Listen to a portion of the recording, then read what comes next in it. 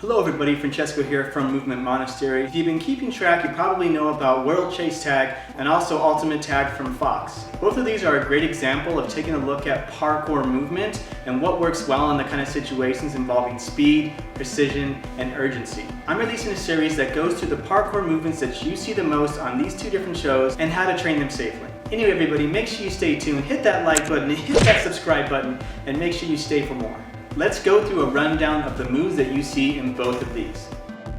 So what you saw there is a vault called a safety vault. It's where you use one arm and the opposite leg to help propel you over an obstacle while you're moving forward at a quick speed. This is a very common vault, extremely versatile, and it can be taught to most people with very little time. Doing it at extremely high speeds though takes a lot of practice, and especially in competitions like the ones we see in the videos. If you don't have some prior knowledge of using these in urgent settings, they're not going to be as useful to you as they could be.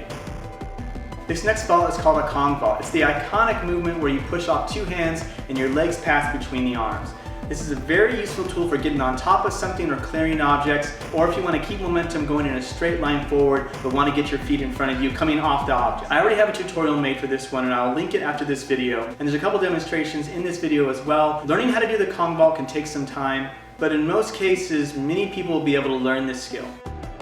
The next vault that you've seen is the double Kong. A double Kong is for when you're moving at extremely high speeds and have to clear two objects or a fairly long object that cannot be cleared with a Kong by itself.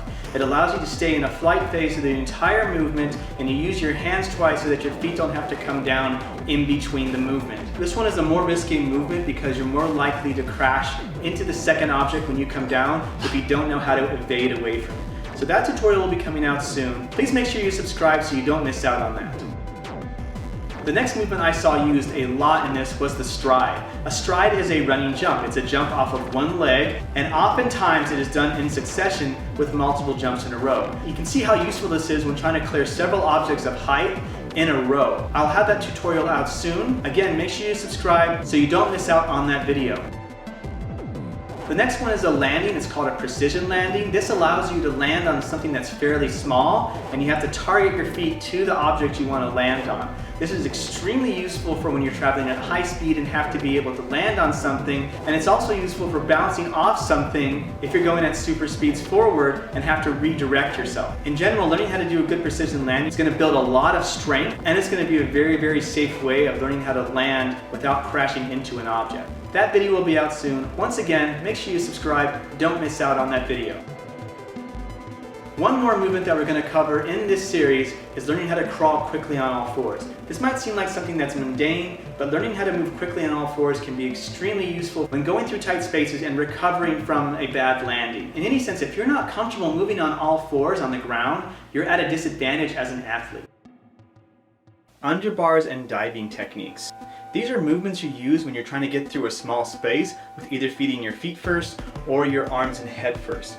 With diving movements, obviously you're diving straight through. That's going to take a little bit more control and confidence in yourself so that you can actually stop yourself on the other end of the object. Under bars allow you the control to be able to feed yourself through at any speed you want to, and they also keep you from dropping down and maybe running into the object beneath you. They are both great ways of moving through something at a high speed, where you either have to hold on to something with your hands to help yourself get through, or when there are no handholds whatsoever and you need to get through it quickly going head first. This next move is called a turn vault. Now this particular one's when you have both hands on top of a small object you can hold on to tightly, you jump over it and then use your hands to pivot you around to turn you another direction. This works very well if you're trying to redirect yourself after going straight forward over something, and is more commonly practiced as a way to go over the edge of a stairwell, grab a hold of the rail, and then turn yourself around so you can jump down safely. Anyway everybody, make sure you stay tuned, hit that like button, hit that subscribe button, and make sure you stay for more. As always, you all have a great day.